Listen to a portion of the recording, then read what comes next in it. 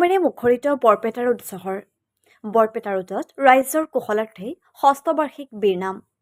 উত্তৰ বৰপেটা ৰোড যুৱ সমাজৰ উদ্যোগত প্ৰতি বছৰৰ দৰে এই বছৰো বৰপেটা ৰোড শ্ৰীমন্তপুৰ ২ নং ৱাৰ্ডত ৰাইজৰ কুশলাৰ্থে বীৰনামৰ আয়োজন।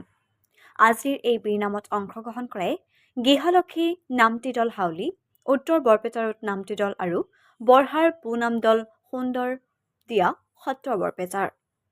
নাম পৰিৱেশন কৰাৰ সময়তে সমগ্ৰ অঞ্চলটোত এক আধ্যাত্মিক পৰিৱেশ পৰিলক্ষিত হয়। আমি তাৰে কিছু দৃশ্যাংশ আৰু উদ্যোক্তাসকলৰ মন্তব্য আপোনালোকক শুনাবলৈ চেষ্টা কৰিম। News desk report, Assam Kranti news.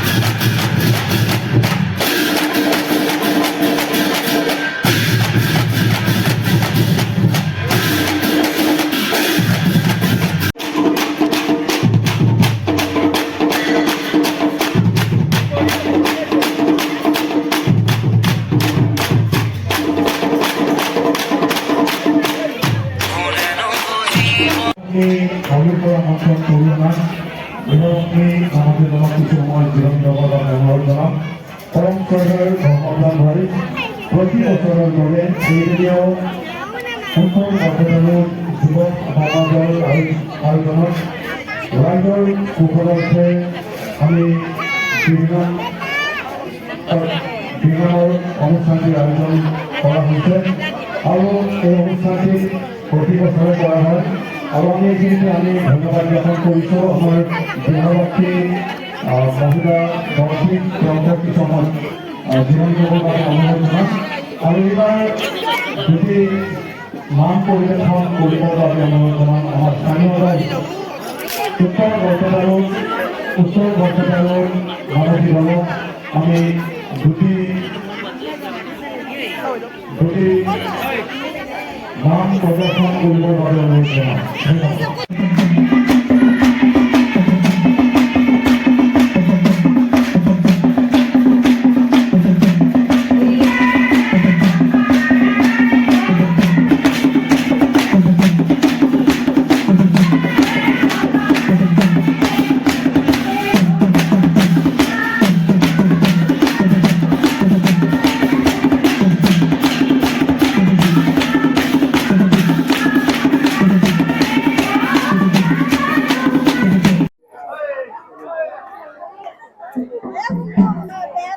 নমস্কাৰ, আমি উত্তৰ বৰপেটাৰৰ ২ নং ৱাৰ্ডৰ যুৱ সংঘৰ তৰফৰ পৰা এইবেলি ষষ্ঠ বাৰ্ষিক আমি কাতিমহীয়া নাম ৰাইজৰ কুশলাৰ্থে আয়োজন কৰিছোঁ। আৰু প্ৰতি বছৰে আমাৰ এনেকুৱাকৈ উলহ মালহেৰে বৰপেটা ৰোডৰ ২ নম্বৰ ৱাৰ্ডৰ ৰাইজে এই উৎসৱখনি পালন কৰি আহিছে। ইয়াত জাতি ধৰ্ম ভাষা প্ৰত্যেকজন ব্যক্তিয়ে আমাৰ ইয়াতে অংশগ্ৰহণ কৰে। গতিকে এইটো এটা আনন্দময় আৰু ভগৱানৰ নাম কীৰ্তন কৰি আমাৰ যিটো সোৱাদ পাওঁ সেই সোৱাদটো আমাৰ প্ৰতি বছৰে যাতে আৰু এনেকুৱা হৈ থাকে তাৰে আমি আশা ৰাখিলোঁ। ৰাইজৰ মংগলাৰ্থে প্ৰতি বছৰে কৰা হয় আৰু ৰাইজৰ কুশলাৰ্থে কাতিমহীয়া নামটো আমাৰ প্ৰতি বছৰে কৰা হয়। ইয়াতে মুঠ ৩টা দল, উত্তৰ বৰপেটা ৰোড বৰ্ণালী দাসৰ দল আৰু লখিমী বোৱাৰী নামতি দল আৰু বুঢ়া ভকতৰ নামৰ দল আমি আমন্ত্ৰণ কৰি আনিছোঁ বৰপেটাৰ পৰা। হয়, আমি উত্তৰ বৰপেটাৰ যুৱক সমাজৰ উদ্যোগত আমি প্ৰতি বছৰে ৰাইজৰ কুশলাৰ্থে আমি বীৰনাম আমি ইয়াত অনুষ্ঠিত কৰোঁ আৰু এইবাৰো আমি এই অনুষ্ঠানখন আমি ইয়াত পাতিছোঁ ৰাইজৰ কুশলাৰ্থে। আৰু আজি আমি 3টা দলক আমি ইয়াত আমন্ত্ৰণ কৰোঁ, 2টা মহিলা নামতি দল আৰু এটা বৰপেটাৰ পৰা বীৰনামৰ দল। আৰু ইতিমধ্যে আমাৰ অনুষ্ঠান চলি আছে আৰু খুব সুন্দৰ আমি ইয়াত ৰাইজৰ এটা সঁহাৰি পাইছোঁ আৰু আশা ৰাখোঁ মানে আগন্তুক দিনলৈকে এই অনুষ্ঠানটো আমি কৰি ৰাখিব পাৰিম। ধন্যবাদ।